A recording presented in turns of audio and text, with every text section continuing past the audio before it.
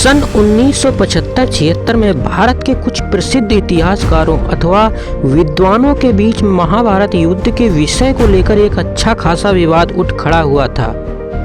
एक और कुछ विद्वान तो महाभारत ग्रंथ, जनश्रुति, ज्योतिष गणना इत्यादि के आधार पर कहते थे कि महाभारत का युद्ध एक ऐतिहासिक घटना है जो कि अमोघ समय घटी थी।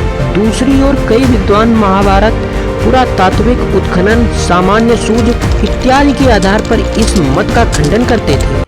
कुछ भी हो, सारे विवाद के मूल में तो महाभारत ग्रंथ को ही माना जाएगा, क्योंकि मुख्य रूप से उस ही में कौरवों, पांडवों तथा उनके बीच हुए विवादास्पद युद्ध का उल्लेख है। अतः युद्ध की ऐतिहासिकता के बारे में निर्णय करने से पहले तो स्वयं इस ग्रंथ के साक्ष्य की प्रामाणिकता का मूल्यांकन करना जरूरी था, और इसमें भी यह देखना जरूरी था कि महाभारत में कौरवों, पांडवों इत्यादि के बारे में जो उल्लेख है वह यथासत्य तथा ऐतिहासिक है या नहीं।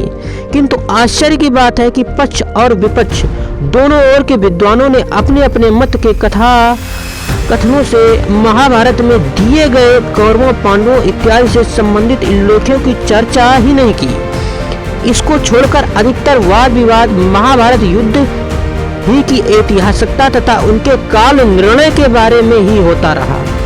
परंतु हम समझते हैं कि सच्चाई तक पहुंचने के लिए चर्चा का आरंभ इनकी जन्म कहानी से ही होता है।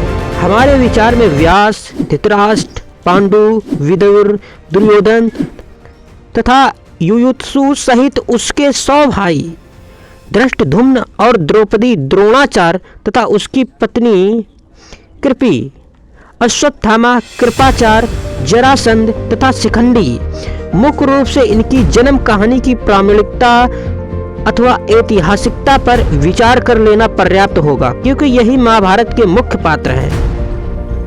अभी मैंने जिनके नाम लिए हैं इनके बारे में हम डिटेल में चर्चा करेंगे, लेकिन सबसे पहले हम व्यास जी की जन्म कथा को लेते हैं, क्योंकि महाभारत जिसका पहले नाम जय था, इसके आदि रचयिता व्यास जी को ही माना जाता है।